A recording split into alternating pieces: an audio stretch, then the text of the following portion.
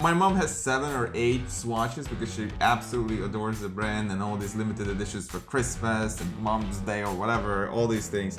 But her hearing is not that great. After 40 years working in a kindergarten along with among screaming children, and every time I visit her, they are all on the same shelf and all I hear is like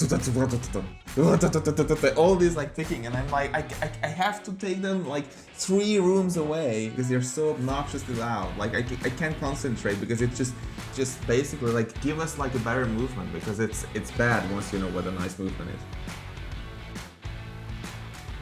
Greetings and welcome to this week's aBlogtoWatch Weekly. It is Ripley, David and Ariel time.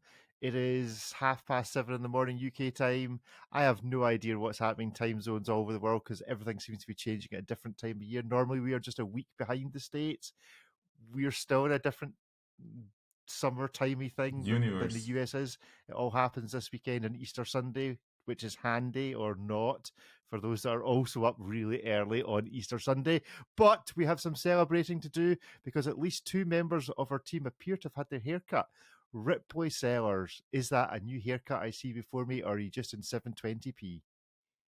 No, it grows inwards at certain times of the year, so I've just inverted the growth, and I'm in preparation of Watches and Wonders. I've just regrown it back in. Okay. It's more eco-friendly that way. It's sustainable. More eco.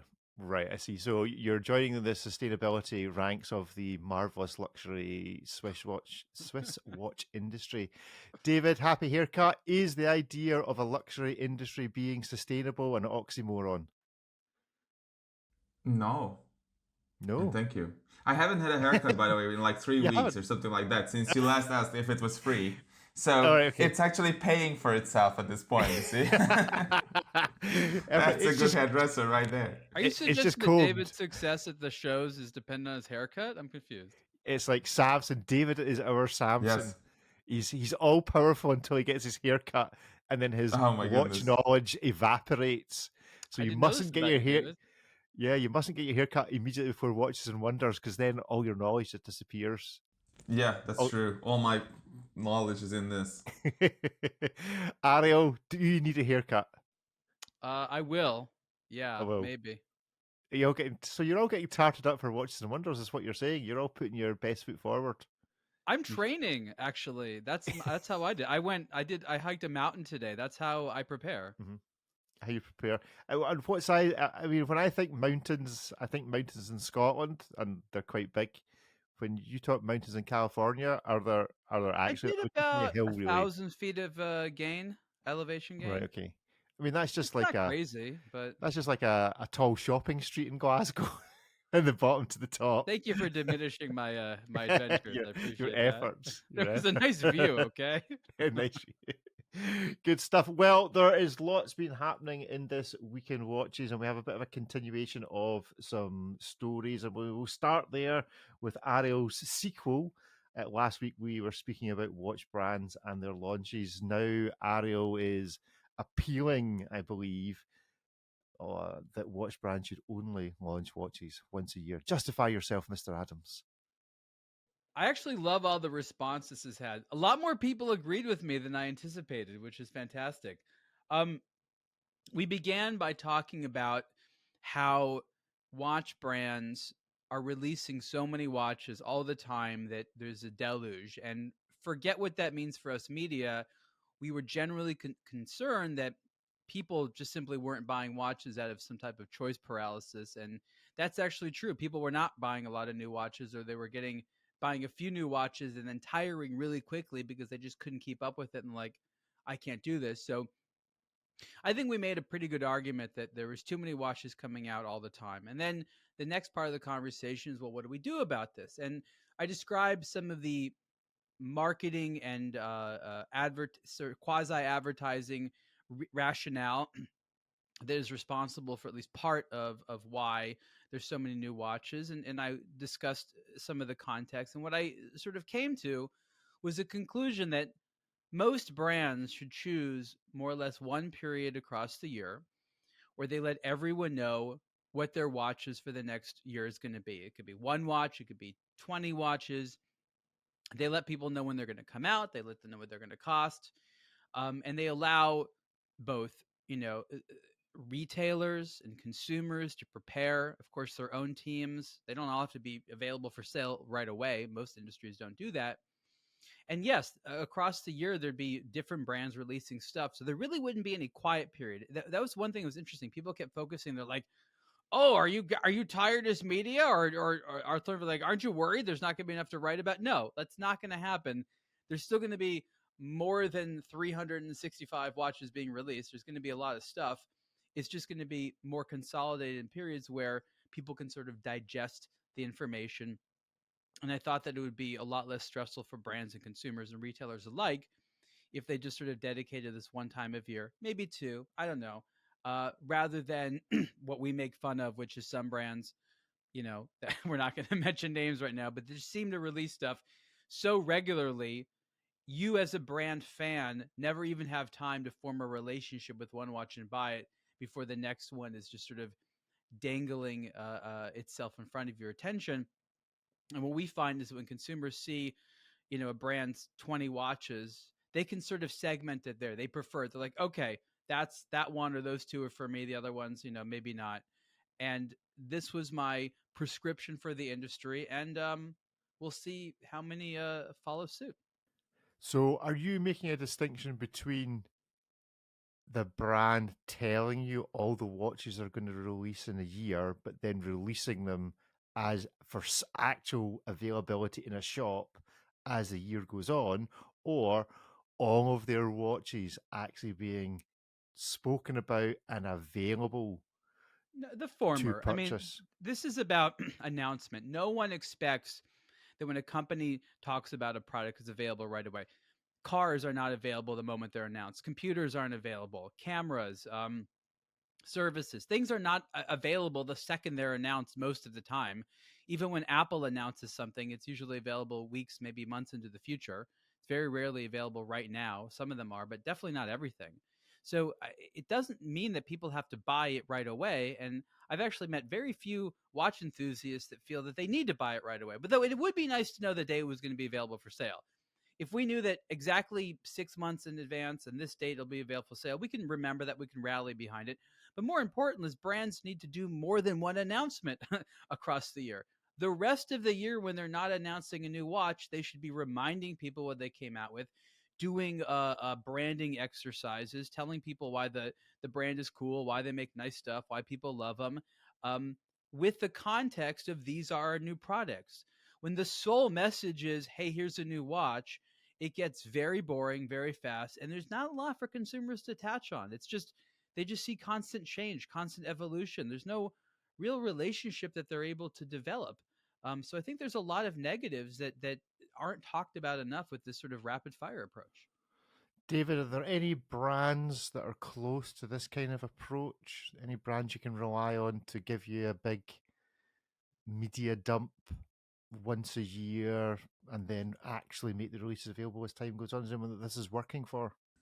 You mean Rolex? Well, Rolex Yeah, probably. definitely. Patek also. I think there are mid-year launches here and there from Rolex and Patek, but they are very quiet most of the time. So it works for them, but it's also pretty old school. I understand that there's this race now for attention, right? Because once you see your competitors launch new watches with big fanfare, with teasing, like social media campaigns and whatever else, that creates a lot of buzz, and it creates a buzz not just around the brand, but not just around the watch, but also the brand.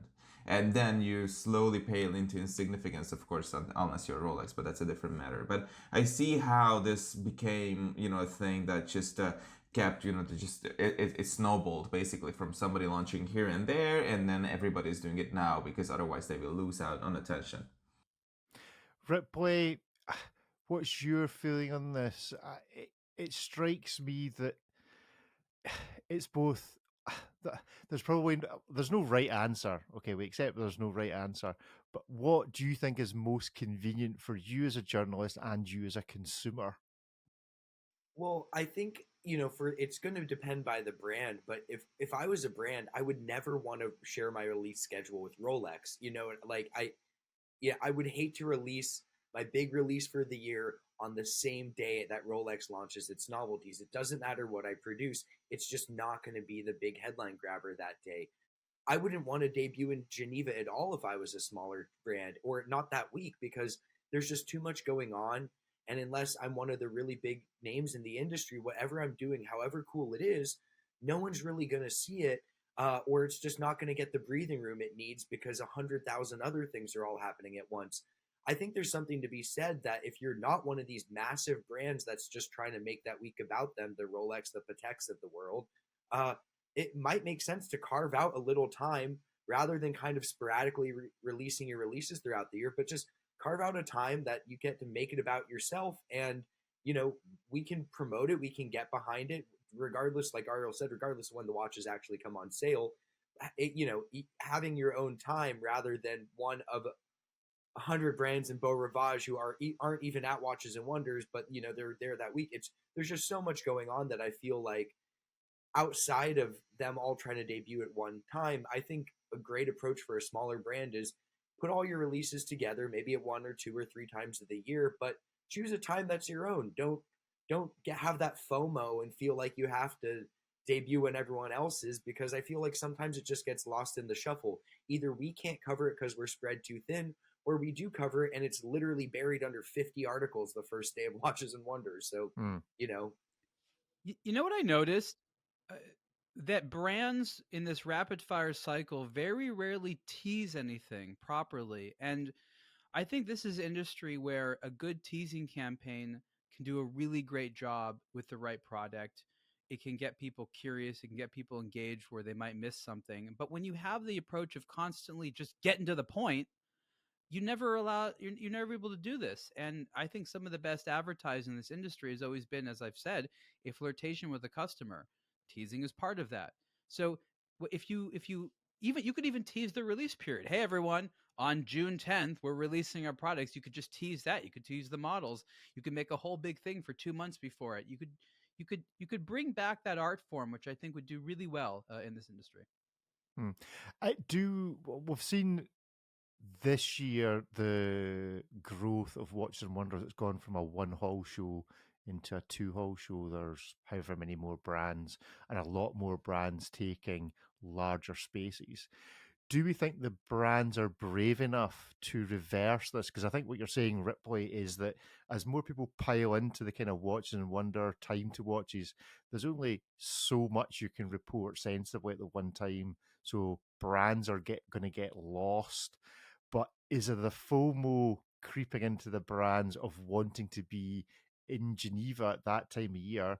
And is that distracting them from actually having a good policy of ignore Watches and Wonders? Don't worry about that. It's only going to be Tudor, Rolex, Patek, maybe Breitling that get much. I mean, have Swatch Group got it right? And there's just no point in being here, because no one's going to be speaking about us for as long as they will speak about us if, as they have done this week, just relaunched a white plastic watch immediately before Watches and Wonders. I mean, I think there's something to be said for it, like having one time of the year where everyone can kind of gather and see the watches in person and meet with the brands. There's definitely something to be said for that. But, trying to make that the rallying point for your only release schedule of the year, I think that's what sort of drives the brands to also look outside of it for their releases. Because, they released something in Watches and Wonders. It obviously was never going to be the main headliner of the week. And then, they released the Blue Dial version 6 weeks later, in case we missed it. Okay, I get it. I get why that's happening, but I don't know if that's better for consumers or media. And, maybe just releasing that all a little bit after the show, once everyone's kind of calmed down a bit, might have just been a more sound approach, and release the black, white, and blue dials all together. So, we can do that. And maybe once we're already talking about the brand, tease your other releases, like Ariel's saying, for later in the year, so we can kind of, as we're already talking about the new one, kind of be privy to something else that's coming. But there is something to be said for romancing the customer both before the launch and after the launch. While you want to get them excited about the debut of the product, you also have to sometimes convince people why it's cool. And it's a cool watch. It looks great. That only goes so far if someone's spending tens, hundreds of thousands of dollars. And so, look at what Rolex does. They release something and then they talk about that for a really long time on all of their messaging is about why that's cool, why that's important, the history and legacy of that. And if you're releasing a new watch every 2 weeks or something like that, there's no way to really get the customer interested in your product. It's, hey, we have a blue dial version. By the way, there's a black dial version, but there's no, you're not really explaining why the model's cool in the first place because you're trampling over your own releases at that point. Mm. David, best teaser campaign you can remember for a watch? Oh, that's a good question. Wow. That's a really good one. I wonder what it was. For some reason, I attached that question to Omega. Yeah. Not to Swatch, but to Omega. Omega usually does it pretty well. So I think there were some occasions, especially linked to like Speedmasters and stuff, that there were little hints here and there, and it's always exciting to just see, just try and like, because we're such nerds. I mean, I know I am, so I download these videos and I take like screen grabs and like frame by frame I look at them. Same for Rolex teasers as well, and sometimes they make it easy, sometimes they don't. But I really like that investigative side of things, and it allows us to prepare articles, etc. Because you can actually get a lot out of those little screen grabs here and there. So yeah, I look forward to those this year. Yeah, I think Omega, the whole Bond lineup, they tend to be quite teaser heavy. Has anyone ever met anyone or spoken to anyone in the sales and marketing departments at brands who are responsible for teasers for this kind of strategy? Anybody know what they feel they would like to do? And does that differ from the corporate policy? Like, are there lots of clever marketing people that are like, oh, I really wish HQ would just let me do it like this, but we're stuck in this traditional way of doing things. Oh yeah, I mean, for me, absolutely. Right. Okay. There are two sides of this question. For one, yes, there are people who do this, and the corporate policies is like a completely different topic to discuss. But I can tell, for example, everyone's super on edge about leaks. And what I like to do in recent years is just say, because people can get really like wired up about it, which I understand because it's their job and whatever else, so I get it. But I can't think of any other industry in which there are no leaks, orchestrated leaks by the manufacturers is what I'm saying. I'm not saying that it's something just accidentally leaks. It's how a lot of these giant companies raise awareness and just excitement about something that's coming up, as opposed to keeping everything under a lid. Of course, you can see cars like testing. Of course, they are still covered up, but it allows people to just think of like, oh, okay, this product line has a continuation sometime in the future. With watches, it's under a lid until 4 seconds before the embargo ends, which is. Do you think should we get like some brand to do those little watches, but in the kind of black and white, zebra thing, zebra thing that they do for car launches? Here's this one. Can you tell what shape it is? It does also help if brands actually, if they're wanting to tease, because you'll notice in last week's there was a couple of things that were bleeped out if you've listened to last week's shows, because the press release that came out didn't actually tell anybody that it was embargoed until we spoke to them. So it also helps if the press departments tell you stuff in advance when things are happening, or when not to speak about things if they really want it to leak. But there we go. Grand. Well, I guess we'll see. Watches and Wonders is nearly here. You guys are all preening up and getting packed ready to go, so we'll see who does it well.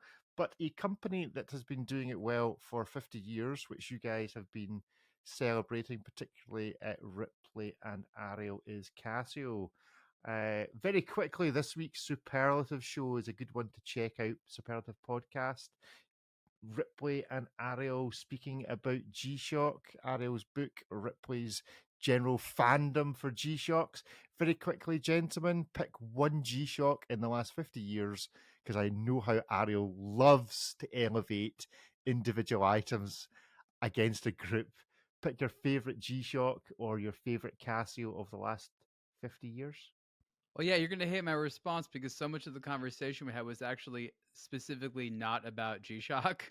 Because we felt that had such a big conversation. So, like, I could tell you G-Shocks I like. I think within the Casio side, it'd have to be, what was it? The JG100, just the crazy game watch, Oh, the Interceptor. the I just love Interceptor. how easy it is to have an hour-long conversation about this. I love how ugly it is. It is maybe the ugliest Casio they've ever made. And the thing is, a lot of Casios are very beautiful. So this one, they actually worked really hard at making it bad. And just because I like comedy and I like absurd things, it is probably the most absurd Casio I have ever seen, and I love it for that. Well, I'm only about 20 minutes into the podcast. I don't think you've got that far yet. Ripley, is that your standout for the last 50 years of Casio? It's certainly one of the more fun ones, although for me it is also from the JG series, but it's the 310 Cybermax, I believe it. It's the one. Oh It's yeah, the one where you strap it to your wrench, it punch stuff, and it tells you how hard you're punching it. the punchometer. Excellent. We Peak need tool to. watch. What brand should bring that back? Casio. Casio, just yes. to bring it back. Put it in G-Shock. Put it in G-Shock form. Now we can test the shock resistance. It's gonna hit all sorts of stuff. Cool. We'll go and check out the Superlative podcast with Ripley and Ariel this week. Okay, talking of teasers and watch releases and generally trying to upstage Watches and Wonders. Swatch have been at it again.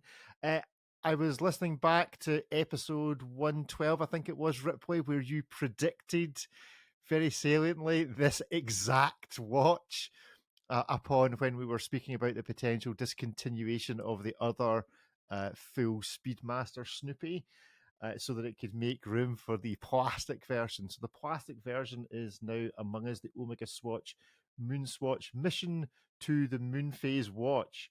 Can you have the word watch incorporated more into And that moon. title? But anyway, moon. What do we think? I'm quite. It looks really. I have to say, I actually really like the look of this, but it will stay this color for about 20 minutes. Once I you think actually this is wear the it in the real most world. amount of money anyone should be able to ask for with a watch with Snoopy on it. Yes. I couldn't agree more. So that's our takeaway: is this watch is great, but it's the absolute maximum price for anything with Snoopy. Anything with Snoopy or anything with a cartoon character on it, full stop. Snoopy. Just Snoopy. Yeah. Just Snoopy, yeah. Just Snoopy. So it is about $300. We are unkind. 310 USD. What do we think, though? Were you I mean- taken aback by this, Ripley? I'd love to see it in white ceramic and with a Oh, yeah. sapphire crystal. Without the bio. just real ceramic, no bio nonsense. Yeah. I think it's too little too late in the sense that I'm just burned out from all It these. makes me want to go check MoonSwatches. eBay prices for White Side of the Moon or whatever it was called, Light Side of the Moon. Yeah. Yeah. Moon. And laugh. Yeah, that's bad. I mean it's too little too late in the sense that it's like I always check the comments and it's funny because this time they resonate with me in a sense like people are just bored with this stuff already. I mean how long can they keep going with this MoonSwatch thing and also just the moon and then Snoopy? It's just a randomizer at this We're point. getting I 10 think more even years though, of this, David. You realize that, oh right? yeah, Easy. that's true. Easy. 10 more years. 10 more more. years. Easy. Oh my goodness. I like the execution though. I mean it's not bad. It's just a bit Well, much overall. You know for a fact they're not done yet. The press release ends Oh, yeah. with like more to come. So like we're gonna have a full moon, Thanks. a new I do a black fully do a support black this. one. It's the new moon.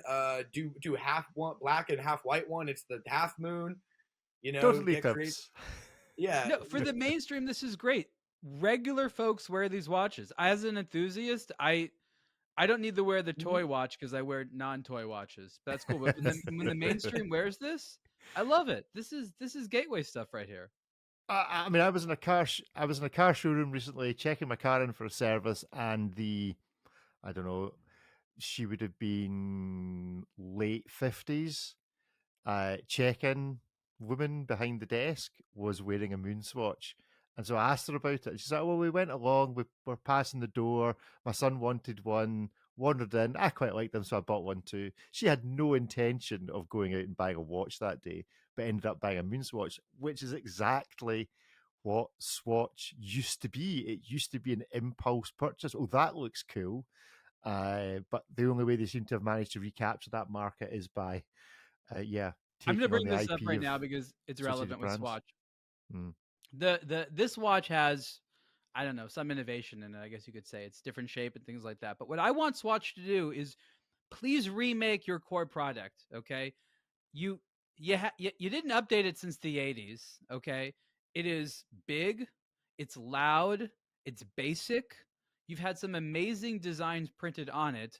Can you please reinvent the thing which is your basic, I don't even know what it's called, the basic Swatch watch that you use as a canvas for all this stuff? Because I will not wear most of these, because as someone that has like a good watch experience, as you know, Swatch Group, because you make tons of them, that don't audibly tick, don't scratch Yes. super easily. Like, I don't know why it's taken so long. Like, there are so many inexpensive watches at this $100 price point, which are leaps and bounds better products than this. Why has this not been fundamentally updated in I don't know how many generations? And why is this not a priority there? Um, this is what I want from you. Please make it so that people like us will happily wear a Swatch, knowing the price. I don't need it to look like an Omega. I just need it to not be a loud ticking piece of crap. Yeah, my mom has 7 or 8 swatches because she absolutely adores the brand and all these limited editions for Christmas and Mom's Day They're or whatever, beautiful. all these things. But her hearing is not that great. After 40 years working in a kindergarten, along with among like screaming children, and every time I visit her, they are all on the same shelf, and all I hear is like all these like ticking, and I'm like, I have to take them like 3 rooms away because I can't sleep. I haven't slept there in like a year or something, but still I have to like take them far away because they're so obnoxiously loud. Like I can't concentrate because it's just, as you say, Ariel, it's just basically like give us like a better movement because it's bad once you know what a nice movement is. Well, I mean, they're not really serviceable. You know, they've got the easy open battery door. Even the nice ones, the ones that are that are called the Irony series, which I'm not going to unpack that right now. but but but you know, that even the metal ones, the nice ones, that, you know, they're not really serviceable, and they're all kind of fitted with acrylic crystals. I would love to see Swatch, you know, don't make a cheap version of a high end watch, but make a high end version of a Swatch. And that could be really cool because, as Ariel said, their back catalog has some really cool designs. They are the watch for the people. But I would love to see the brand create a nicer version. Like even Casio, they've got like the, you know, your 9FW and like the little chrome plated plastic one, but they also have like $100 ish like steel case one. And then David's got one with like some 2 little tool grade diamonds, but GIA certified set into it. So like, you know, make a little premium, make a premium Swatch, and I think that would resonate with a lot of collectors who, like Ariel said, and don't make it square. They already did that, but like, you know, make a nice version. And I think that would have some legs, and it could sell at a price point of the MoonSwatch, but it's excelling in quality rather than, you know, iconic design cues. But I like the Snoopy. To me, these kind of fall into the realm of like sneakers. They're going to do a million iterations of the Jordan 1 till like the end of time. They're going to do a million, like once a brand has a hot thing and it's not that expensive and it exists outside of just enthusiast circles, they're going to just go milk that cow dry. And so I'm sure we're going to see a million of these, but that's a good thing. Like as enthusiasts, we might be sick of it, but like that gets a lot of people to the hobby. It gets people talking about Swatch. It gets people discovering both Swatch and Omega's other watches. Someone who thought the Snoopy watch is rad is going to say, wait, they make a nice version in white ceramic with like a real like Omega movement. And then they might go pick up a white side of the moon and become an Omega collector. So all things could be possible with this. I'm happy that they do it. It does seem to be a little bit expensive for what it is, but I think it's well restrained. It could have been far less tasteful. But Ripley, is any of that actually happening, or are Swatch just like, we're making a gazillion dollars out of this, we don't care that nobody actually graduates from this to actually buying I think a they proper do. watch in inverted commas? Have I you think met they anyone do. that's gone, oh yeah, I went from a $300 Swatch, and yeah, I then went and bought an $8 grand Speedmaster? Well, for some do, but then some are happy to stay in their lane. You know, like some people like to buy sneakers, but they don't start buying like really collectible ones or expensive ones. They just kind of buy a bunch of like $100, $200 sneakers. So I think that, you know, you see Lawrence Barretto, who's one of the guys on F1 TV, one of the pundits there. He has several different Swatch pieces. I've at least seen 2 or 3 different MoonSwatches, at least 1 or 2 of the Blancpain things. You know, whether or not he has nicer pieces, he's clearly wears a bunch of these, cycles them in and out when he's doing work on TV, and you know they kind of have a place like that. I see them a lot at airports. Who knows if those people have nicer watches? Maybe they're traveling someplace where they don't want to get them stolen. But I think it is kind of one of those things where because it has these the relation to a brand like Omega, which is a really, you know, more of an enthusiast brand. If you bought the MoonSwatch just because it was cool or had hype, and you just start pulling that thread a little bit, you're going to find some really cool stuff from Omega. And if you like watches and didn't just buy it for the hype, if you like watches at all, you're probably going to like what Omega's putting down. So, you know, I think it will work out in the way that they hope, but I'm not mad that these exist. I might be a little bit bored with them personally, but I think they're cool. And I think it's an interesting thing to watch from like a observer point of view as far as how this just sort of reverberates through both the watch circles and mainstream culture. Cool. Prediction for the next iteration. Ariel, what's next in the MoonSwatch or the Swatch collab? What comes next? There's no way I can predict what they'll choose to come out with next, but we know that it's going to be a whole series of little innovations. I really was happy them to see to put a Moonphase indicator in there because that's fun. I know they're like, oh, this will make people understand the expensive ones that have moon phases, right? Like that's the way they think. It's always like gateway with them. So I guess that's really what it is. Things that they can use as an introduction to other stuff that the Swatch group sells. That's going to be the things that come next. We don't know how deep that will go, but I think they see Swatch as like the gateway. So there's so many directions they can go with that. When they have the Ploprof, that's when I'm down. David, Yes. chances of Ploprof being the next iteration with The plastic Swatch? prof. Absolutely zero. But I think I would have to buy that if they did do it. I have to say, I think Just Yeah. for the actually I shape, would need right? to buy Just it. for the shape. On a I'd be plastic, tempted. on a plastic shark mesh, you know, like the most cheap Oh my plastic goodness. shark mesh bracelet. Can you imagine the find. rattle?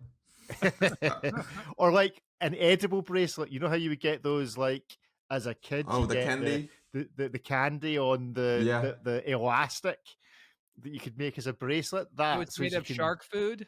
Yeah, yeah, yeah.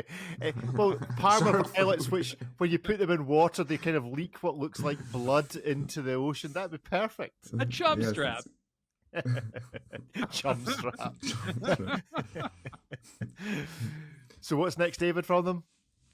I really don't know. I don't even want to think about it, to be honest. It's already That's too fine. much. So the reason why I'm saying this is that it's already too much. My mind just Stop shuts down if I already. have to imagine. So, yeah. Well, we'll shut that down and instead we will go to Ripley, who, and I have tried my best to avoid looking at this so that I can play along. Ripley, unbeknownst to him, is going to lead us through Guess the Price of the Seiko using Seiko Astron GPS Solar Dual Time Chronograph watches. Ripley, you wrote the article. Quickly tell us about these 3 iterations. Okay, And then I get so, to guess. Well, there's technically 4 because we got Is the there? limited edition that celebrates the 100th anniversary. So we've kind of seen this watch before, but not exactly with this movement. What they've basically done is they've taken the chronograph and they put in it with the dual time. So you get a new layout, but the case profile is very similar. It's all titanium. You get the silver one, the black one, the blacked out one, and then the black and gold accents one where you get ceramic center links and a different type of faceted ceramic bezel. All of them have a little ceramic crown in the cap, but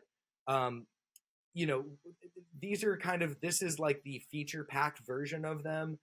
So you get the chrono, the dual time zone. You can swap between them. It's radio controlled, so it's faster than normal.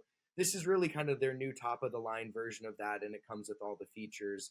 And again, it's full titanium across the range with Seiko's super hard coating. and you do get ceramic center links on the limited edition 100th anniversary version. I have no idea what the prices are. I've entirely forgotten. Oh, well, then we all get to play. Excellent. Right. So there's obviously a cheaper one and a most expensive one. So, Ripley, what's the cheapest? Okay, so I do remember this. The two ones with a plain metal finish are the least expensive, and they're priced identically. The blacked out version's a little bit more because it's got a black finish, I guess. And then the most expensive... Reasons. The most expensive one, and it's a solid notch up, is the limited edition, and it's not just because it's got the gold bits and the faceted bezel. I think it's the ceramic links in the bracelet, and it comes with an extra strap. So there's an extra that. Strap. Yes. There you go. There is that. Okay, gentlemen. Well, Ripley, you go first. What's the price of the cheapest and the price of the most expensive? I want to say like 2,800 for the cheapest, and I was like. It's 3,600 for the most expensive one. Okie Ariel. 2,000. And the most expensive? How much can you charge for some ceramic and an additional strap? Gosh. And limited edition. Probably a 4,000 or something. Seiko's really gone both ways with this. I have a thing. Maybe it's cheaper. I'm gonna say Plot like twist. 2,500. I'll go 500. 2,500. Whatever. David. Just guessing at this point. Just guess a number. It's all Yeah. irrelevant. I'll go with 2,300 for the basic models and a million billion for the one with the faceted bezel because I really like it. $1 million. Yes, that's the first. Yeah, more realistically, it's probably around $3,000. But I really like that faceted bezel. I quite like that with the gold and the ceramic links. That's a nice looking watch. They are cool looking watches. I think I'd go for. I've always I don't know a lot about Astron, but every time I see a price, it always goes, "Ooh, that's really expensive." So I'll go $3,000 for the cheapest and $5,000 for the most expensive. And the answer is he needs to scroll all the way down an article that contains 4 entirely different watches. So it takes a while. So the cheapest is $2,500. So yeah, we did not badly. In that. The most expensive is $3,900. So there's a price differential of $1,400. That's like a whole other Astron. Exactly. It's every MoonSwatch that's been produced. Just about. So yeah, that's quite a price difference between those two. I mean, they are funky watches. Are they comfy? I've never worn one of these. Are they comfortable watches? They look comfy. And it has a quote on the case back. That's a big deal. Shape. I have it. I've never worn this shape. I have the previous generation one, which is cool and comfortable and lightweight. But this looks even slimmer than before. Their whole thing was trying to make these smaller. The Astron GPS has at least historically been huge. And so they've done everything possible to shrink them down. So sometimes reading the measurements can be deceiving. So I'll wait till we can wear one of these. But I've always been a big Astron fan. Yeah, and as David says, there is a quote on the back, which is always important in matters. One step ahead of the rest. Yes. One step ahead of the rest. I only buy watches with quotes on them now. What would you do in 14 seconds? I don't know. Stop asking me. I want Ripley to read the instructions of the Astron because he read the mundane instructions, and I actually think the Astron instructions beat them in complexity. These are by far the most complicated modern watch instructions I've ever read. Nice. When it goes to things like having to realign the hands by yourself and stuff like that. Oh boy. Yeah, well, I screwed up the Citizen PCAT when I had it in for review. I was trying to manually adjust it, and I got it so out of whack. Big mistake. All I could do was align the hands, put it in the window, and pray. And to its credit, it did sort itself out. But had the radio controlled timekeeping not intervened, there would be no possible way. I had my phone open I had the manual. I had a phone open for additional videos. I have the thing. I'm trying to count the seconds. Absolutely not. The mundane itself was difficult enough, and that had one button. Do you remember the Alice in Wonderland solution to a broken timepiece? No. What's that? Well, they kind of smash it open, and then they fill it with jam. The Mad Hatter's tea party. That's what all these. That's the Are these Swatch gem Winnie the resistant? Pooh collaboration, Yeah. or So I'm just Paddington saying, when Bear all else collab. fails, you're just gonna have to sacrifice your timepiece to fun. Well, yeah, this is a weird one. So yeah, I do actually thought like we should this watch. do a YouTube channel where we find fun ways of getting rid of unwanted watch inventory, because we agree that there's an overpopulation of timepieces, and this is a really good way to sort of cull the herd. So let's have a fun way of destroying the watches that should not Well, exist. Alon has just logged on to the show, so I'm out there's sure crying right now. They're like, "No." somewhere in the drawer of his dealership there is a bunch of old watches that we could probably be let loose on to destroy or play with in fun and unusual ways in this new YouTube channel. So I do know someone who filled a Casio with olive oil as a hydro mod. hmm. I don't Yeah, know Can what you kind mass of olive produce oil. that kind of destruction? I don't know what kind of olive oil though, and it seemed to work after. So yeah, Not that'll work. destructive enough. It's like filling a PC case with oil to cool it down. Remember, we're talking about watches that don't work to begin with. That's true. That's true. Good stuff. Well, as I said, Alan is on. I've actually let him into the room early, so we're not quite ready for Hit Miss maybe, but unfortunately both Will and Pete are unable to join us at short notice. So I've let Alan in so he can comment on everything else that's going on, because we're now going to look at a new release from Breitling, and I've been waiting for a new release of this particular range for a wee while, so I'm glad it's here. New release, the Breitling Aerospace B70 Orbiter watch. Ripley, did you get hands-on with this, or have you just been able to review it from the information that they told you? You wrote the article.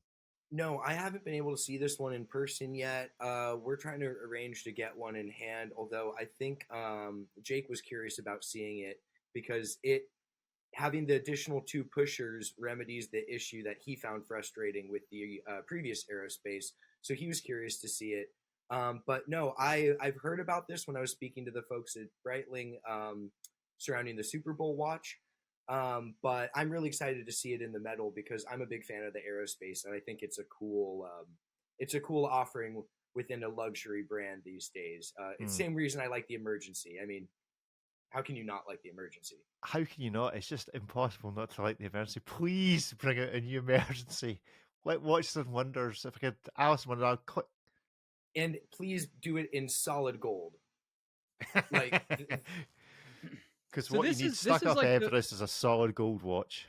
This is the new Aerospace, right? Like for years, this was a model that had issues with, like, it was a great historical piece. Then the recent generation one just had issues with it. The hands didn't work and things like that. This ushers in the new generation Aerospace, right? yeah, from what I understand, this isn't the Aerospace Evo that has a similar case profile. This has 2 pushers on the side. Oh, the And Evo's this- dead. Yeah, this is the this seems to be what we'll see, come into standard form. This isn't a limited edition. At first I was wondering how they were doing that, given that it's got a piece of the parachute in the back. And then I saw the size of the parachute in the photo. It's absolutely enormous. They can make these watches for 100 And they have a years. bunch of and not extras, run right? out. Yeah, the materials is not a shortage here. It's less rare than meteorite. So that I think it's a cool watch, and I'm really curious to see what's going to happen with it. But yeah, Ariel's right. This is kind of the first of what will be the new generation of the Aerospace, and I think a big emphasis that they've done here is the 2 pushers, because everything before was all done through the crown, and it's slick. But if you weren't familiar with how an Aerospace worked, talk about things you're never going to intuitively just sort out on your own. Screens start changing, hands start moving. You've no idea what. Now there you've were done. versions that had bigger ones that had pushers. So you're right; it's kind of new for the Aerospace, but they did have this analog digital display with the pushers on them. My question is, I haven't looked at this carefully myself. Is this a new module movement, whatnot, or is this the same Super Quartz that I think came out in the 90s? Really? No, it's a new movement in there. And despite that, it still only has a 2-year battery life, which seems a little bit disappointing. But from what I understand, it's a new Super Quartz movement, or at least is being, who knows how COSC new the certified. mechanics are, but yeah, it's, you know, chronometer certified, hyper accurate. You're getting a handful of seconds a year. So it looks to be a very cool watch. I think implementation of the features will be key as far as how it actually, you know, fits into real world use and all of that. Okay. But on paper, reading it the looks features, cool. it seems to be the same one from before. I could be And they wrong. say it's a new movement, so they've reworked it slightly, at least to some Okay. extent. We'll see. It's the- I just didn't well- see any new features or anything.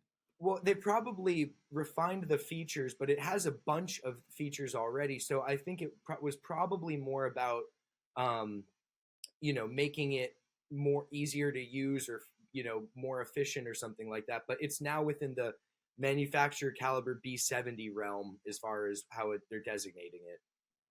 Could you put one of those Casio Bluetooth movements in it?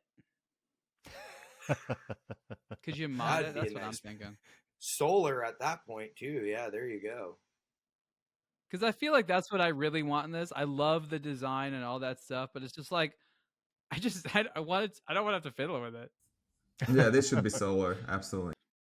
Yeah, $4,900 on the titanium bracelet and $4,700 on the rubber strap. So that's a weird price differential if ever there was. You're not buying that on the rubber strap. So that seems like decent value for this. For something with Breitling I remember this on was it. like Alon, $2,500. well, Not- true. Not that Alon, long ago. are you Breitling fans, sir? Sorry, guys, my bandwidth is a bit spotty. Yes, I'm a Breitling fan. I love the Aerospace, love the Orbiter. The Emergency is still better, but well done. And as a Dutchie, I love the orange. Yeah. Better? Can yeah. you wear it on your wrist? Well, the first gen, definitely. The third gen, the second one. Really? is kind of It actually gets an steel. F from you? That's positive. But the steel, High praise. the steel one was an I'd like to see anomaly. you. I challenge you to wear it on your wrist for a week. Just a week. Which one? The third gen? Oh yeah, the big boy. Yeah, no, I'm A too week. small for that one. Then That's we'll too see what you have to small. say. Did the third gen also come with the option of the second watch incorporated into the bracelet? Oh, the sidecar. The sidecar, is that what you call it? A sidecar. So I want to Yeah. see that. That's the one I want. I want the third generation with the sidecar. I want a just whole call that bracelet full of UTC, them. I want a UTC. ton of little ones going all the way around, all kinds of little instruments and shit. Every time zone, like the Jacob and Co. But all the watches, all the faces are round this, Like a round the like a titanium strap. hygrometer and like some other instrument, temperature, just a bunch of random information, like a real cockpit on your wrist. What, do you think they could make an analog? Well, they must be able to make an analog version of the punch watch that we were speaking about earlier on the show. You know, Yeah, it's Yeah, called any Richard Mille Patek did that. Philippe. Oh yeah, I was gonna say any Patek Philippe. You put it on, you punch something. If it broke, it probably, well, you know, you punch pretty hard, and it's a over under type of thing. David covered this. What was the one with the G-force sensor, the analog G-force sensor, Richard Mille? RM36, I think. Yeah, that had that. It was silly, so but the tech, is it the for tech golf? exists. RM36, damn, I'm good. Yeah, that's what it was. David's having a moment. Yeah, from like 8 years ago or 10 years ago. Yeah, that was moderately useless, but fun nevertheless. Cool. Good. And then we old- had on an April's Fool's article the thrustograph, I think it was. yeah. The Richard Mille thrustograph. You guys might want to Google that. That was, when I you think, are the at work, but- second or third one I did. There is a Yeah. a watch with an analog thermometer. The thing is, you put your arm out the window if you're driving, and there's a little whirly thing that picks up the wind and will tell you how Yeah, fast Dave you're and going. Bust a long time ago. They were, what was the name of that? Breva? Ariel? We So is this like Breva. rubber? Yeah, it was. Breva speed meter, something stupid like that. Oh, okay. So is this as an alternative to solar power? You can use a wind-powered watch. You just charge it by sticking your hand out of It's got a any little pinwheel on fast-moving it. vehicle. That's worth more than Snoopy. That would work in Scotland. Like solar-powered watches don't work in this country, but that would work. You know what? That's Or a a, great April Fool's thing. hydroelectric driven one, something that you can A stick watch out with in a the little wind rain, turbine that runs comes down off the the top of it. strap. Forget Yeah, solar power. Try breathing on it. Just blow. Gently. Anyway, right. So yeah, I do like that Breitling. That's a I can't wait to see that in person at some point. Okay, we're going to play Hit Miss Maybe now. Alan has joined us. If you are staying tuned to the podcast, you will get to hear 2 out of the following 4. We're going to review the Marathon Navigator.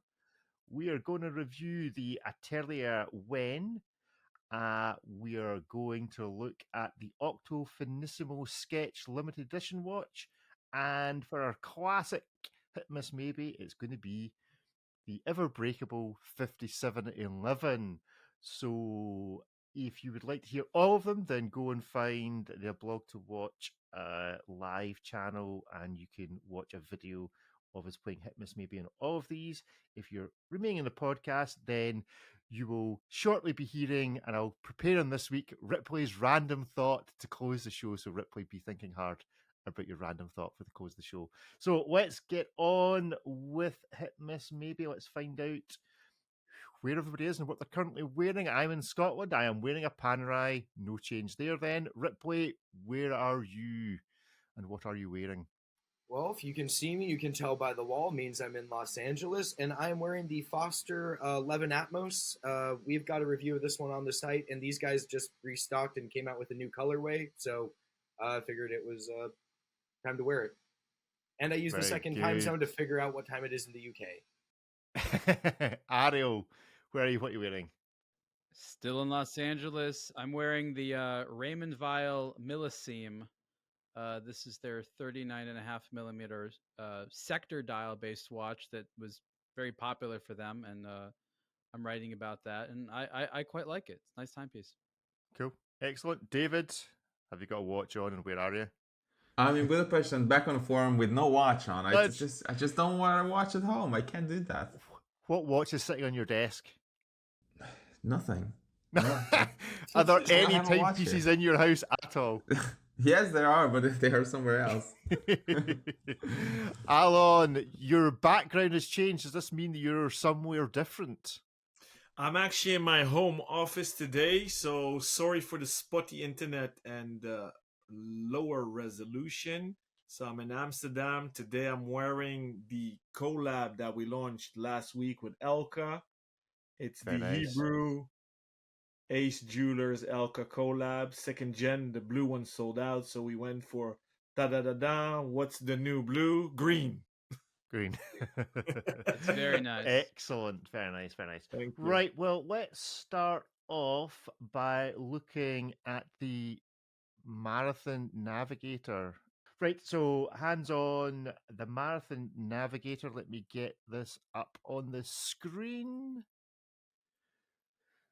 And Ripley, this looks like the veins in the back of your hand. It looks like it's amazing when you like recognize the back of another man's hand. That's just a bit of a weird thought. Anyway, this appears to be the back of your hand with this Marathon. Tell us a little bit about it. Oh, well, Rick, you clearly know the back of my hand. Yes, that is my hand. This is the latest version of the Marathon Navigator. This is a staple in Marathon's catalog. This is the current version of it. Originally developed with Kelly Air Force Base in the 80s. It's, they now have revived the steel one as a premium option. This is the composite version, specifically the desert tan. They also do like a dark green and the black. Basically, what is new for this generation is you get a sapphire crystal, and which is the old one had like a domed acrylic.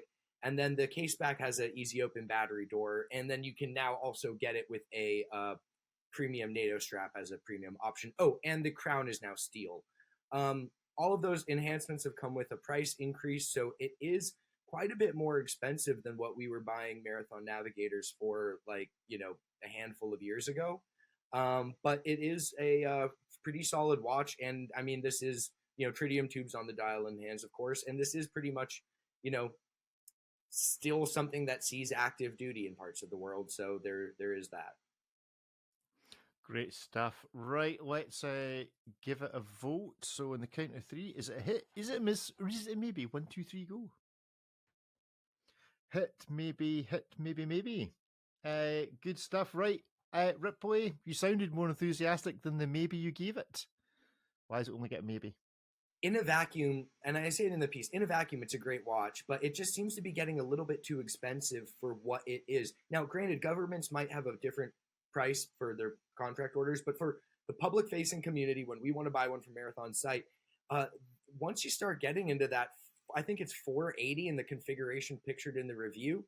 That's getting up there. Yes, you get a sapphire crystal, but it's a plastic cased quartz watch. Is it Swiss? Yes. Is it tritium? Yes. So there is that, but like at almost $500, there's that you're entering a very competitive space.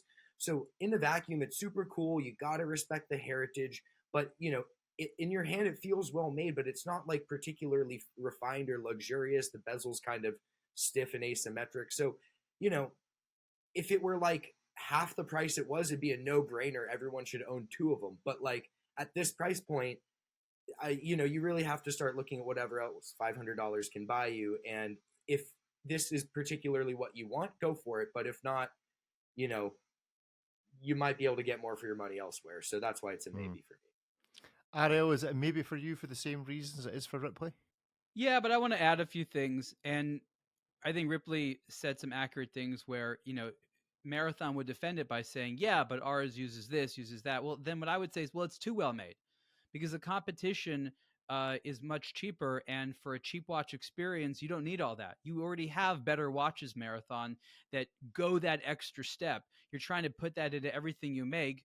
You have the steel version of the Navigator, which is double the price, but actually far cooler. I think this one needs to be cheaper. So I don't know. It's a tough thing because Marathon wants to have this sort of like high level across the board. But then again, they can't just have every price being in luxury territory because then they'll lose the status of that actual tool watch thing. So I think it's a difficult position for them, but I think that they need to cut costs on this to maintain its inexpensiveness because there's plenty of places for people who like Marathon to go up to. David, you give it a hit though? Yeah, it's a hit for me. I would love to wear this around. I think it's a great looking watch, and personally, I don't mind shelling another $100 or $200 out for something that's better made. Maybe that's just me, but it's still under $500. And if I buy something like this, I want to wear it. If I want to wear it, then I want it to feel good and feel nice. And I think it does if it's a little bit better made. So I'm all for this. Alon? For me, a hit. I love mil-spec watches. I love Marathon. I love these Benrus-shaped styled cases. Like the color. So that's good. And it's actually very interesting what Ripley and Ariel said. And maybe if I may, I would love to have a little philosophical discussion about the perceived value of watches and pricing. Because I have been saying the last 2 years, the 1,000 bracket is today the 2,000. And we hardcore collectors, or those that are long time in the game, we've been pained by these hefty price increases. But it seems that the newer generations or the new collectors to the watch collecting game are entering a new reality where everything is higher. So when you guys say, yeah, there's a cheaper option, either Ariel said we need to go cheaper Marathon, meaning Asian production, Ariel, I assume you mean by that, and not go Swiss made route? I couldn't answer that question for them. Okay. So would a consumer prefer, hey, you know what, US brand, US mil-spec stuff, I want it Asian made and go down 20, 30%?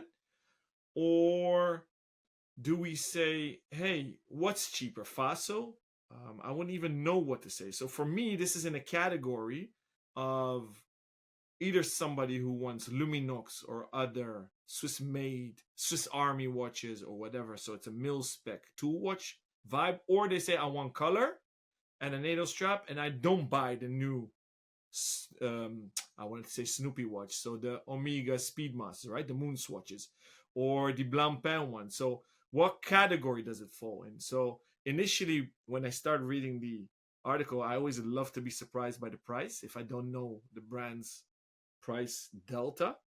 So I was a bit surprised it's hitting the 500. But then, if I think about it, where do I put my other $500? You know what I'm saying?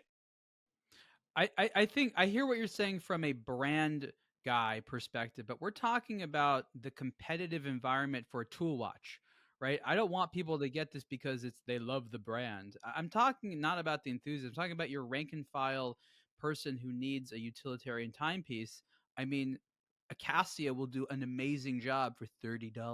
Okay, so I'm saying, for the legitimacy of saying that this is the type of company that makes a certain type of watch, and to price it so high that it's not chosen for that purpose when there's plenty of other stuff out there. So I think the collector community likes to just disavow knowledge of brands that don't market to them.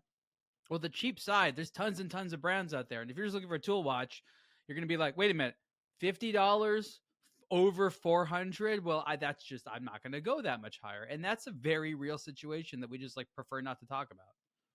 I think what's more interesting is Alon is now proposing a differential pricing, that if you can show that you've been into watches for more than 5 years, Alon will sell you watches at the price you wanted to pay 5 years ago. But if you're new into watch collections, you pay the current going rate. I think that's a great idea. I think folk will be flocking to Amsterdam to buy all sorts of watches off you, Alon. I love that concept. I have an anecdote for you, Rick, just to answer Ariel quickly, if I may. So I don't think they target those people that want a utility watch as low as possible. I think they segment the fashion thing. So, I want a brownish desert sand colored watch. Hey, for 500, not bad. So I think that's what they're doing right there. For you, Rick, very interesting story. Who are the toughest negotiators in the world? Question to you, Rick. And I know you're a tough negotiator. Who are the toughest? I don't know. The Dutch are pretty tough, I have to say. Watch buyers. Do we mean by country or by interest? Experienced watch buyers. Nah, they're easy because you know what? It's all emotion. The moment it clicks and they fall in love, value doesn't matter anymore. No, so I'm talking about demographics. So you're saying bid whatever you want. So people often think either Chinese are tough to negotiate with or Indian or whatever, right? So my mom is Persian, so I've been raised with Persian culture. And I don't know if Ari, you've been to Jerusalem. The Persians in Jerusalem are the toughest negotiators because you know what they tell you when you start bidding? They say, Baba John, you pay whatever you think it's worth. So that's the most difficult thing ever because you don't want to insult them, but you don't want to overpay, right? They make you do the opening salvo. They'll never give you a hint. They always make you start with a number. That's how they get you. Whoever speaks first loses, and they know that. So,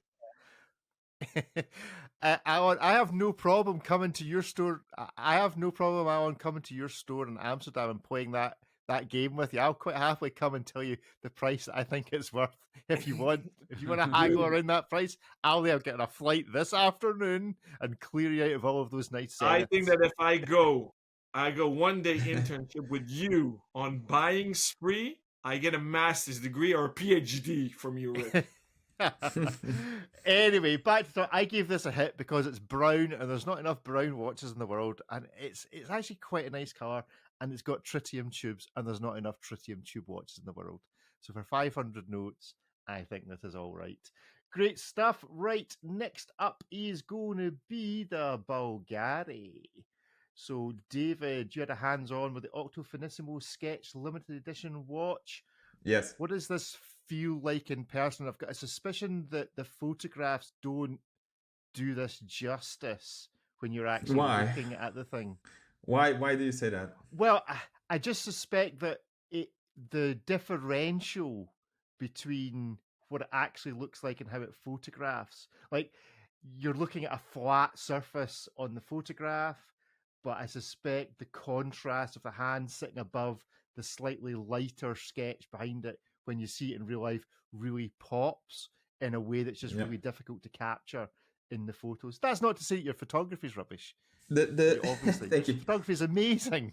Yeah, the reason, thank you. The reason why it's not captured is because it's not there. I actually remarked when I was there. I met with Fabrizio Buonamassa, whose sketches are on the dial, and said the hands actually look like as though they were part of the drawing. It's so flat. Right. So what you're suggesting would be true for virtually any other watch, but this is so thin, the Octo Finissimo, that there's so little space between the crystal and the dial that the hands Okay. are installed very close to each other, and they are also matte. So they look as though they had like charcoal or something like that on them. So the overall effect is that they actually do blend into the sketch very much, which creates this odd effect in the sense that you're looking at a movement with hands on it. So overall it's a tricky watch to look at, to be honest. So yeah, it's an odd one for sure. Alan, before we give hit miss, maybe you've got one of these sketches I've seen hiding in the back of your office. So was this a particularly appealing watch? Do you like this? You've obviously, So Fabrizio yeah, Bonamassa well enough to have one of his sketches. so I chose the worst day to sit in my home office. Because usually on the back of my seat are two sketches made by Fabrizio personally for both my kids. So I'm a huge fan of the Octofinissimo. I got the titanium one when they won the world record. They broke the world record for thinnest automatic, right? I think it's the 102713. I always forget the reference numbers. So I'm utterly in love with it. I love Fabrizio. I think he's nobody ever coined who's the Gerald Genta of our age, right? Of the 10s or the 20s, but he definitely is nominated on my behalf. So I love the watch. I love his skills. We didn't vote yet, so I'll refrain from saying. We'll but save it. I'll save it. I'll shut up now. But I have Okay. one. Well, let's give it a vote then. So on the count of three, hit miss or maybe. Ooh. So maybes and hits, no misses as yet. So I gave this a maybe. I was going to give it a hit, but David has persuaded me that maybe this is only a maybe because it might not be very legible, and that's quite important to me. Ripley, what did you vote? I said it's a hit. I think it's a very interesting looking piece, and I I don't know if it's necessarily one I would buy for myself. I've got such small wrists. The Octofinissimo doesn't quite fit me as the way I'd like it to, but I think it's such a fascinating piece that if I was at like a Red Bar meetup and this was like on the table there, I would 100% want to go pick one up and go check it out and like look at it under a loop and go pour it over and look at all the engravings and all of that. Like, go look at all those little weird marks that describe the different parts, and that this is just an interesting piece, objectively interesting. The Octofinissimo is a great watch, even though it doesn't fit my wrist all that great. But this is just a cool piece. It's a hit conceptually. I think it's well executed. The legibility doesn't really bother me. I'm not really concerned about if I have to look a little bit harder on a piece like this. But I think it's so interesting, and I love the juxtaposition of the Octofinissimo and Bulgari doing really refined, nice, high-end stuff, and then this like super, super rough first draft, pencil on sketch paper, like look into the design process. And I love that like very rough conceptual concept mixed with the very refined finished product.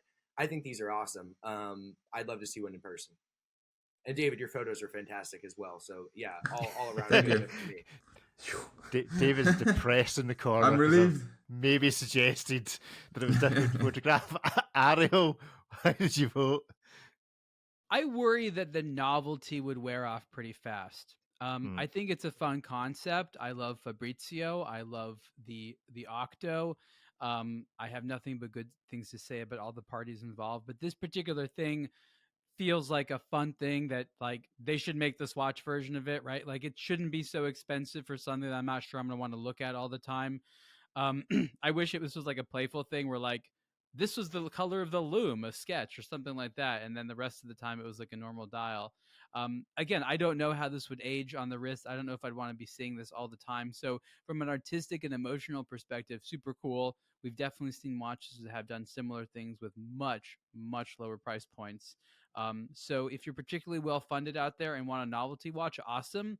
But again, I don't know the longevity of the aesthetic of looking at that dial, for years. David, is it more than just a novelty? I think it's a great second or third Octofinissimo. So you probably have to own one already and just have this as a tribute or as a show of force and to show your affection to the brand and to the design and all the rest of it. It's definitely not the Octofinissimo I would buy for myself for the reasons Ariel described. It's I felt this before when I was expecting something to be like bonkers cool and amazing, and then the novelty just wore off. So it does happen, and I'm after watches that I feel like I'm going to like for years on end. So this is not one of those, but the Octofinissimo in general, yes. Excellent. And Alon, how did you vote in the end? I voted maybe. I wanted the 10th anniversary, so the one that came out in 2002. So the sketch dial, the original sketch dial. I love that. But David said rightfully so. It can never compete with the first one, so it will be an additional one. So initially when I saw this picture on aBlogtoWatch, I said, oh, cool. But then after 10 seconds, it actually is too kitschy in my humble opinion. Whereas the first one is spot on. And the idea is cool that you draw the backside of the watch, but it's a bit too much. And they did it because the first one was such a commercial hit, I guess. And the market wanted more. So I haven't had it in my hands because, as you said, you need to see it. So, but it's definitely not your first Octo. How accurate is the picture? Like, if you were What do to you take mean? if you were to remove the image, is that what you would see of the movement? In a way, yes. What's funny is that I just spotted this actually now looking at the pictures, is that under the area under the micro rotor, it's just basically brushed in a way. It does have one circle in it, but then you have a text and an arrow linking to it that says perlage. So it's striped, but it's supposed to be perlage. So there are like some liberties here and there, but overall it's pretty accurate. And what's odd is that if you turn it around, it's basically the opposite side of the things, so it's sort of a flipped way of looking at it somehow, so it's not exactly a see-through thing. So Yes. there were decisions that had to be made, of course, but I think it's overall a cool concept and a cool execution. Good. Oh, right. Well, if you jump to the YouTube channel, you will hear our next two reviews. If you stay here, then you'll be joining us through the magic of audio in a few seconds for saying goodbye. Okay, next up then, the Atelier Wen Perception. Is it Payao? I don't know. Ariel, you wrote this Nobody article. knows. I expect you to know. It's Pronunciation Academy. So anyway, I don't suppose it really matters. We can see the picture. It is spelled in a way that is unclear how it's pronounced. Payao. Maybe. Maybe. Anyway, I tell you when I've kind of not have they snuck up on everybody. They've certainly gained a lot of popularity very quickly. Ariel, just a very brief description of. So the this watch. Perception is the second major model from the brand, and you're right. This is the one that put them on the map more. It's a steel watch with an integrated bracelet that you can remove, and they actually will be having some other materials coming in the future. It is founded by two people that are not Chinese, but they wanted to have a Chinese-made watch that was sort of themed by what they felt was some of the best of Chinese culture and architecture. So there's little hints here and there. It's something to avert. It has an actual hand-done guilloche dial by apparently the only person in China who can do that. It has a peacock movement. Peacock is a watchmaker in China, and they claim to do a good version of the 4 hertz movement. It's comfortable to wear. It's got a pretty good clasp. Interesting overall design. Not super inexpensive. It's just over $3,000, but it's comfortable and it's fun, and I've enjoyed wearing it. Yeah, don't know what else to say. You can read the review. Good stuff. Right, let's give it a vote. A hit, a miss, or a maybe. 1, 2, 3, go. Hit, miss, maybe, hit. Okay, Ripley, why is it a hit? I got to briefly check this one out when Ara was wearing it, and it's a cool piece. It's a cool piece. I like that it embraces the China aspect. It's almost, in many, at least in the United States, made in China, or, anything as far as Chinese manufacturing. The brands often try to conceal any relation to China as much as possible. So I kind of like that it puts it front and center. It's a cool piece. It's well executed. It's nice looking.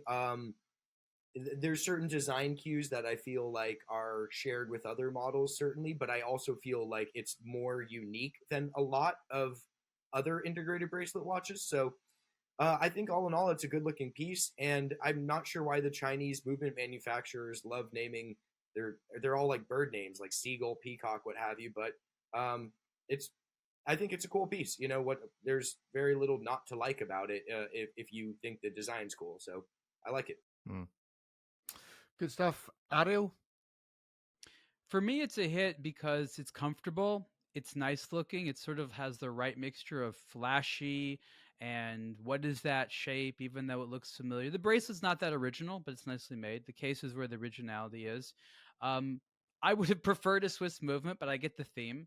I agree with some of the major complaints about the price being a bit on the ambitious side, but I think that they did a nice job here. I like the first watch that they did that I reviewed that was very, very different in a lot of ways, but also still nice. And I love the strange sort of dichotomy between the fact that this is an Asian focused brand run by people who themselves have worked obviously in Asia, but themselves, it's not their background. And so I like that because you actually have the exact opposite where you have a lot of brands in Asia that look like they're European brands and are not. So I think it's kind of fun that it's sort of an interesting juxtaposition really. So that's why I thought it was a hit. David? It's a maybe for me. I love the dial. What a beautiful dial. It's just fantastic. But the rest is just a bit too chunky for me. I don't imagine it to be, terribly comfortable. And it's just somehow the proportions of the case are just off to me. But but the dial is just wonderful, and the hands are too. Yeah, I think that was enough for it to tip me into miss. That crown, it just doesn't. It needs something different. It needs, I don't know if it needs to be in a different place or a different size or a different material or something, but the crown just looks really, really horrible in comparison to the rest of the watch. It looks like the ones that were available in a drawer somewhere. I just don't like it at all. The rest of the watch looks lovely, but I tipped it into a miss for me. Alon, how did you vote? No audio, Alon. He's just giving a lot of thumbs up. Alan says it was a hit. And we will imagine the reasons for why it was a hit until we can see if he can sort his audio out. Anyway, we will move on to our final, and this is a classic hit miss maybe. And this is the 5711 from Patek Philippe. If you search 5711 on aBlogtoWatch, you get approximately 6 pages worth of mentions in and around direct articles and others. But imagine it's 1967? Something like that? 76, but 76, but that was the Nautilus. But that was the Nautilus. That was not the 5711. Right, okay. So 5711 was when? The 90s, I'm guessing. I thought, the original Jumbo, Long ago. Is that not what you would think of as the original 5711 would be the Jumbo? No, the Jumbo just describes the 39 mil or the 40 mil or whatever it is. That just describes the size, but the original model wasn't the 5711. Yes. Yeah, but that was what, the 3700 or whatever. It's a time only. This is the 3700. The 3700 Jumbo, which was 76 till the 90s. But we all know what we're talking about. So the 5711, that Patek thing that they advertised as being, this is a great steel watch that you should pay lots of money for. Whenever it first came across your desk, whenever it first came across your internet or your Instagram, knowing what else had come before it, would you have thought of this yourself as a hit, a miss, or a maybe? 1, 2, 3, go. Maybe, hit. Well, this is one of our lower scoring classics. Ripley, why is it a hit?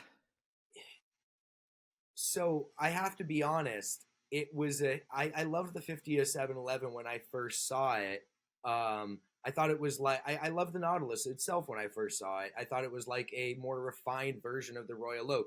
It's like if you told Genta he had longer than a week or overnight to perfect his design, he might have like polished it up a little bit, hide the screws or something. I loved the Nautilus when I first saw it. I thought the 5711 was super cool. As a more modern version. I mean, that was around. That was literally the version that I saw during my lifetime. I don't like the watch anymore. I'm so tired of it, and like it just became this whole thing. And then they did the Tiffany dial. Like I'm just so over the 5711, and I like now I've kind of come around to it. But I have to be honest. When I first saw the Nautilus, and then again when I saw the 5711, I liked it. So I guess it's a hit for me. Ariel? Oh, I started my Oy relationship vey. with this watch long before the popularity period, so I was able to form an opinion before it was a hot watch. I guess I always respected it, but I never thought it was particularly pretty. And I've worn it for an extended period of time, and I liked the comfort. I love how thin it is. I think it's legible, so it does do a lot of things right. I've always been more of a Royal Oak fan. You had this sort of these sort of like the competing Genta designs. I think that its popularity has been misunderstood, and there's very practical reasons why it's popular. Because like bunch of people that were like younger were like, yeah, Patek's hot, but I don't want to wear anything they have. What else? What do you have that I could put stones in? Oh, okay.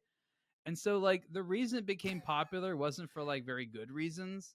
And then it going way crazy popular. And again, it took Patek what 15, 16 years to stop making this freaking model before they introduced the 5811, which no one's actually seen yet. Right. So I just the mythology around this is something that I hope people will make fun of in the future. It's a very competent watch, but the prices they ask for it, it's insane. It's like charging, exotic Pajani money for what's essentially like, a Mercedes E-Class. Like it's not that big of a deal. It's not that great. It's fine. So I think that there's so much hype around it that it's made an already, I don't know, mediocre luxury sports watch like just weirder. So hit, miss, maybe, and fine is our new It's a category. maybe because it's competent, and if you like it, there's something wrong with you. But like, it does not deserve, from my expert opinion, the mythology around it. It just doesn't. Yeah. I think that's why it's I can't even remember how I voted. Did I vote miss or maybe? I think I voted You were maybe miss. like me. Was I maybe in that it's got worse as time has gone on. as everything that gathers, it's like a rolling stone gathers no moss, but this gathers moss. I first this saw is the these barnacle on the bottom of your boat, of your for $1 billion sale boat. at like 50-60% off retail in like Hong Kong. That's like the first time I saw a lot of these watches. There was no hype around them. David remembers they were sitting in the box. You go in there. Nobody really wanted these things. They were like whatever. David? Yeah, they certainly were not $50,000 or 60 or 100 or 120,000 or whatever. It's overhyped. I voted a maybe because I tried to imagine being back there in 1976 and how Me Too it might have felt after the Royal Oak 4 years after that and the year after the Laureato and all the rest of them, right? So it's I think it might have had a bit of a Me Too vibe to it. And I'm also not sure how well I could have predicted the nonsense that this watch would turn into. Had I had like a hunch for that, then it would have been a miss easy. Overall, I like that it's thin, it's robust looking. It's a decent watch. As Ariel was saying, it's a great E-Class. Great E-Class. Alon, yes, taking this E-Class for a drive. I actually had one, bought it over 20 years ago, gave it to my dad. As I said in the previous episode, so if the question is, would you've liked it when it came out? I like both the Royal Oak and the Nautilus. I guess the Royal Oak is more out there. The Nautilus is a more civilized version, toned down, slimmer. Very weird with the port-looking case. I always loved it. I love what Ripley said, that evolution of liking and disliking. I feel you, brother. I had the same. And as Ariel said, is a lot of people want Patek because of the name, but because there wasn't any other sports model on a steel bracelet, they just bought that. So if I may, another philosophical question: did Cherry Stern do the right thing by killing it? I think a more basic question is, did he really Yes. kill it? Good question. Good Well, counter I mean, question, he- Rick. He didn't kill it. He made his follow-up model, the 5811. How is that killing it? He just took way too long to upgrade it. Again, what else do you want to buy that's been in production for 15 years? Like very little. Ripley's still buying Volkswagen Jettas, so yeah, he's probably in that camp. But they've been upgraded since then, like a bunch of Only times. if it's the Wolfsburg, only the Wolfsburg spec. That thing is that is a great trim level. That's a steal, is it? Good. So yeah, that's gonna be the chat on Hit Miss Maybe. So welcome back, those who are listening just to the podcast. You missed out on the Nautilus and the Ateli Wen, but you're not going to miss out on Ripley's random watch thought. Ripley closes off with something random. Oh, how's your fridge, by the way? Did you get stung for $1,000? Have you now got a beer fridge? Oh no! So Too soon. I politely told them that it was going to either be the compressor, because there's like basically only two things that can break on a refrigerator, and that because of the sound and I can hear the fan running, it's the compressor. Man, I wake up early on a Friday morning to receive the repairman. Guy is over here for 35 seconds. He opens the refrigerator, like points the temperature gun thing at it. He goes, "Oh yeah, it's cold. Yeah, it's not very cold. Yeah, it's a compressor." And then he leaves. And he's like, "We have to order the part. I'll be here in April." What is this? I'm basically camping. I've got a mini fridge. I've got a mini fridge of essentials, and then I've got a cooler with like an ice pack and like some beer and stuff in it. Like it's so. I'm camping in my living room. Yeah, it's excellent. Yeah, Send help to Ripley. or send some dry ice. That's really what I could use. Yeah, smoke machine dry ice. So other than that, random watch thought for this week. Oh God, watch thoughts. Well, why don't the Swiss have more solar powered stuff? Like I mean, we were just talking about the Breitling. Like there's 2 years for this. Like you can get a $20 Casio on Amazon with next day shipping, and it's gonna have like solar powered something. It's not gonna have like the fancy stuff you get in the G-Shocks, but like solar power is something where it's not like this is an expensive technology. There's lots of things that have it. Garmin's have it. And I feel like for the Swiss watches, which are at a more premium level, where you want that more autonomy, you want that more hands-off experience where it does more. I just wonder what has been the reluctance for that entire nation to just really lean into the solar tech. And now we're starting to see it, but like the Le Joux Perret stuff in the tag is basically like a super version of a Citizen EcoDrive. So even then we've gotten a handshake over from the Japanese. So I'm just wondering why the Swiss aren't more on board with the sunlight-powered watches. So if you know the answer to that question or have an opinion, then email the show podcast at ablogtowatch.com or hunt out, we haven't done this for a while, hunt out everybody on their social media accounts. Ripley, where can you be found? Please tell me you don't have an underscore. No, I have a dot. It is Ripley Sellers. Oh, so I've commandeered Welcome to the dark I've side. taken a different character. Yeah. Good. Ariel, where can you be found on social media? Ariel2Watch is my Instagram account, and you can listen to me on the Superlative podcast, this podcast, and of course read my articles on aBlogtoWatch.com. David, we're coming to you last. Alan, where can we find you on social media? It's just on Instagram, my first and last name, ALONBENJOSEPH. No dots, no underscores. You can find me at Rick TikTok. And David, where can we find you? You just have to search for an underscore anywhere on the internet. I'm the first hit. Just enter underscore I own it. into your Yeah. search. Owns underscore. There's also a fan account for David, which has no underscore. You can go and search that out as well. Yeah, exactly. BBTW underscore David. Great stuff. Sweet. Right, well, thank you for listening in. Thank you for tuning in. We hope you will join us again in a week's time. Goodbye. Bye, everybody. Bye, everyone. Thanks, everyone. Bye-bye.